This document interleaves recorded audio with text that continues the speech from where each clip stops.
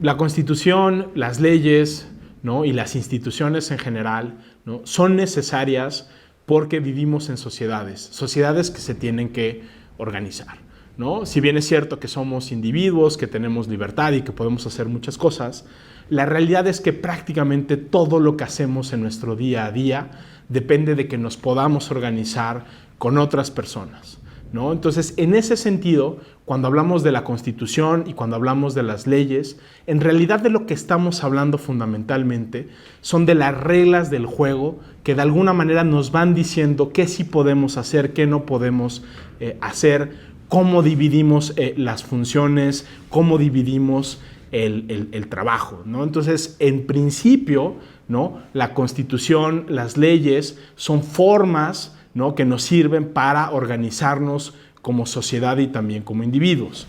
Ahora, una Constitución es democrática cuando todas las personas, ¿no?, todos los ciudadanos, las ciudadanas, participamos de alguna manera en esa definición de las reglas, ¿no? Por eso podemos decir, ¿no?, y podemos decir de manera muy contundente, que la Constitución, las leyes, las instituciones y los procedimientos son nuestros, porque de alguna manera nosotros incidimos en su creación, ¿no? Vivimos en sociedades que son particularmente complejas, ¿no? Basta ver, ¿no?, lo enorme que es nuestro país en términos de extensión territorial, en número de personas, de diferencias, digamos, de opinión y de tradiciones. Entonces, cuando estamos frente a sociedades complejas como la mexicana, es muy difícil que todos participemos de manera directa en la definición de estas reglas del juego, ¿no? Es por eso que la sociedad mexicana, como cualquier sociedad compleja, se suele organizar en democracias que tienen un carácter representativo. ¿Qué implica que sea representativa, no, una democracia? Bueno, que nosotros elegimos a representantes, ¿no?, típicamente nuestros legisladores, para que ellos sean, de alguna manera, los que hagan el trabajo por todos, ¿no? Evidentemente, esto tiene muchísimos problemas, ¿no? En principio, uno esperaría que los representantes actuaran, ¿no?, con honestidad, que actuaran en beneficio a la comunidad. Pero lo cierto es que cuando nosotros delegamos, ¿no?, ciertas facultades, ¿no?, en este caso para crear estas leyes, puede haber problemas, ¿no? Los representantes se pueden desviar, pueden perseguir su interés particular y no el interés colectivo, ¿no? Y esto se agrava de manera particular cuando nosotros, como ciudadanos, no estamos vigilando a nuestros representantes, ¿no?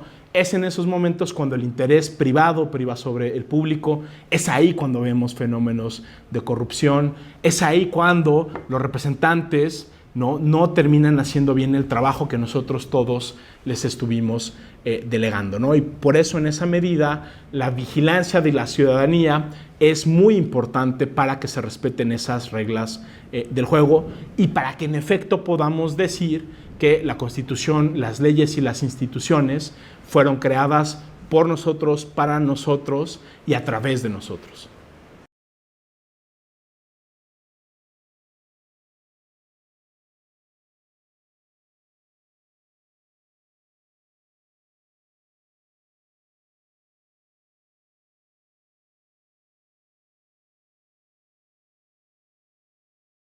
Las funciones de una Constitución dependen en buena medida del modelo de Estado, de democracia, ¿no?, que tengamos, ¿no? En el sentido, digamos, histórico más antiguo, las constituciones eran simplemente un arreglo, decían los clásicos, de magistraturas.